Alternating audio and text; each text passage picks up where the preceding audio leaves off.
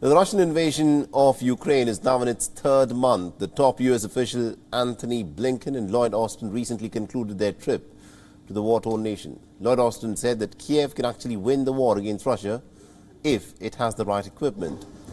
Blinken, on the other hand, said that Russia is failing in its war against Ukraine, and Russia has contradicted the comments that have been made by Blinken. The Russian deputy ambassador to the United Nations, Dmitry Polyansky, has said that Russia has its own strategy, its own aims, and it was never about a blitzkrieg in Ukraine.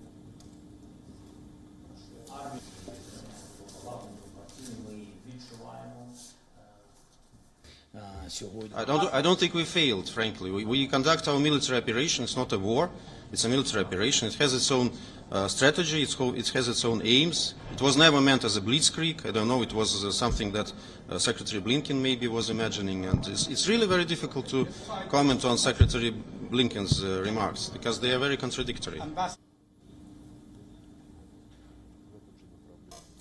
Meanwhile, Russian Foreign Minister Sergei Lavrov has said that while peace talks with Ukraine will continue, there is a real danger of the possibility of a third world war. Now, Lavrov has warned the West not to underestimate the risk of a nuclear conflict due to the Ukrainian war. He's also said that according to him, NATO is actually engaged in a proxy war with Russia by supplying weapons to Kiev. While speaking with Russian news agencies, Lavrov has criticized Kiev's approach to the talks.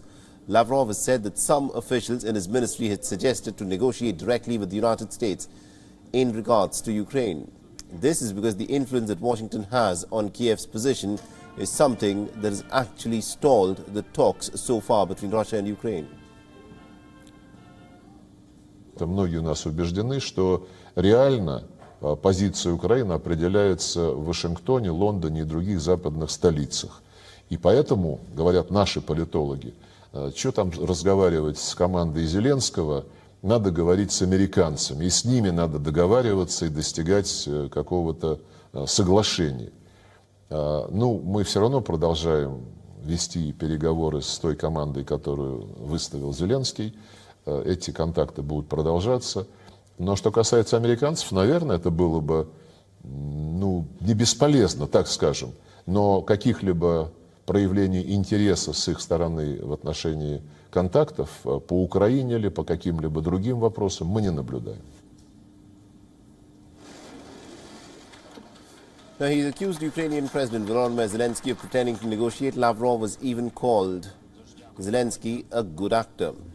Ukraine is currently dealing with the biggest attack that any European nation has witnessed since the end of 1945. It has left thousands dead and has forced at least about 11 million people to flee.